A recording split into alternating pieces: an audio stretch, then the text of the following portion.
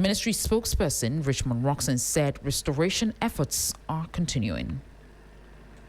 Others had their power restored a couple of hours ago, and so we've made significant progress. But we still recognize that some areas are still off, and it's because when it comes to restoration of power, you need to be very cautious about it. You don't just restore the system. You can't compromise safety and the integrity of the system. Our preliminary reports that they've provided to the ministry shows that the cause of this incident would be lightning strike when it was renewed for the night, which affected part of the lines.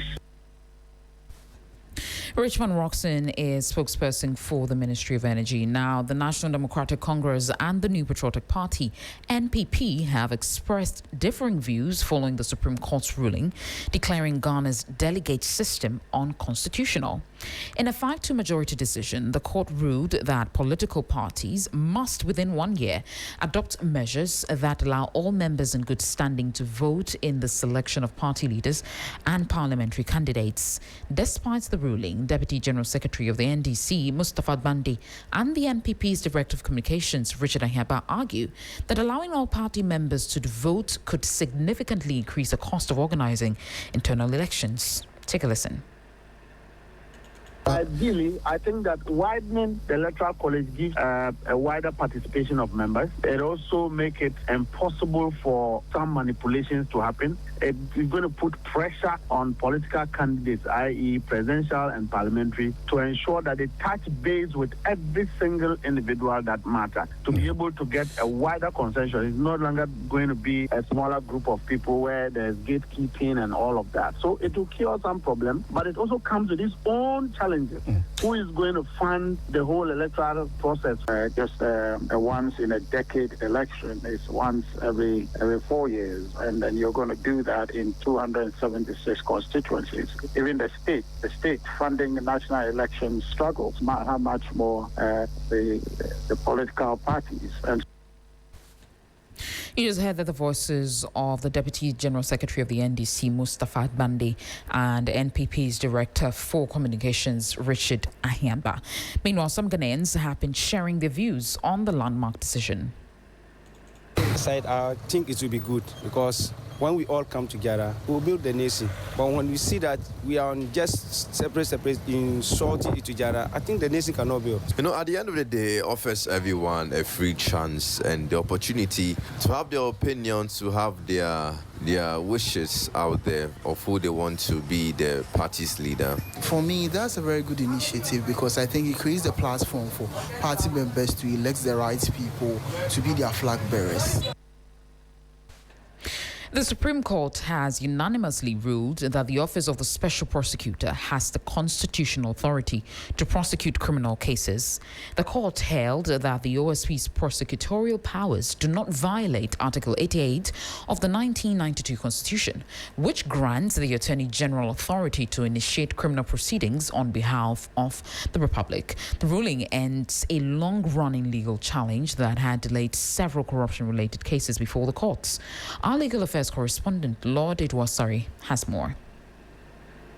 Private legal practitioner Noah Damte filed a suit seeking declaration that Parliament acted unconstitutionally by establishing the Office of the Special Prosecutor with prosecutorial authority independent of the Attorney General.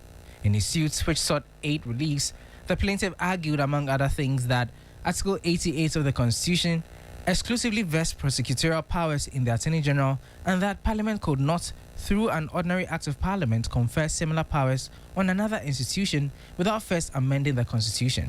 During proceedings, the Attorney General aligned with that constitutional argument, maintaining that prosecutorial powers ought to be subject to the Attorney General's control and supervision rather than being permanently exercised by an autonomous statutory body. Lawyers for the OSP filed a joint application to be added as respondents in the case, but it was dismissed by the Apex Court on the grounds that the existing parties could adequately assist in determining the matter. A 7-member panel of the Supreme Court, presided over by Chief Justice Bafo-Boni on Wednesday, July 29, held that the OSP has the authority to independently initiate and prosecute cases. The Apex Court, however, noted that the Attorney General retains the power to enter a nolle prosequi in the case initiated by the OSP, adding that all prosecutions, convictions, and freezing orders secured by the OSP remain valid.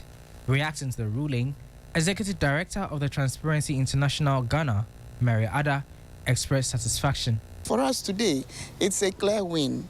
It's a win because it now tells or grants the SSP the relief. It also gives him the opportunity to move beyond all the heckling. Deputy Attorney General Dr. Justice Remsai also spoke to the media. The AG cannot discontinue cases started by the... No, but that has always been our position, so...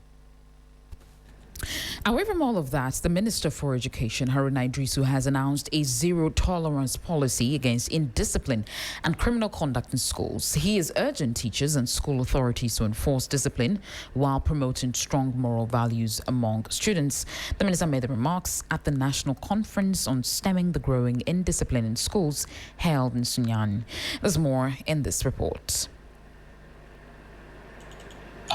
Addressing participants, the minister challenged stakeholders to reflect on whether corporal punishment should be reintroduced as part of efforts to address rising indiscipline.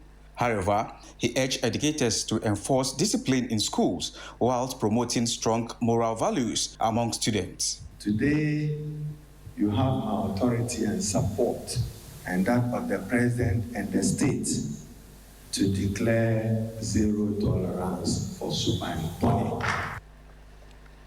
Now, in another development, the Ministry of Health has ordered the immediate temporary closure of the Techiman Krobo Nursing Training College following violent student protests. The ministry says the decision comes after several meetings, counseling sessions, and appeals by stakeholders failed to restore calm, while with some students continuing to engage in actions that disrupted academic activities and threatened the safety and security of the institution. The students demonstrated on Monday over poor feeding, unsanitary conditions, and other welfare concerns. Meanwhile, Registrar of the Nursing and Midwifery Council, Philomena Wole, says efforts are underway to address the students' concerns and restore normalcy on the campus. Officially, it has not come to the council, but we have also seen it on social media, and we are in talks with the Ministry of Health, which has asked that we give them someone so that we move together as a team to go and assess the situation and review what is happening officially.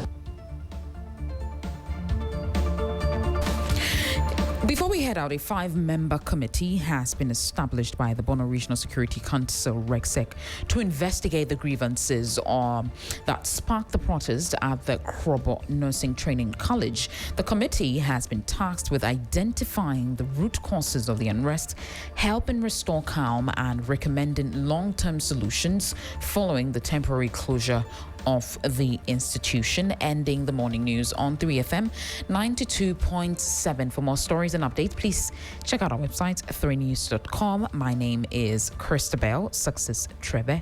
Business is up next.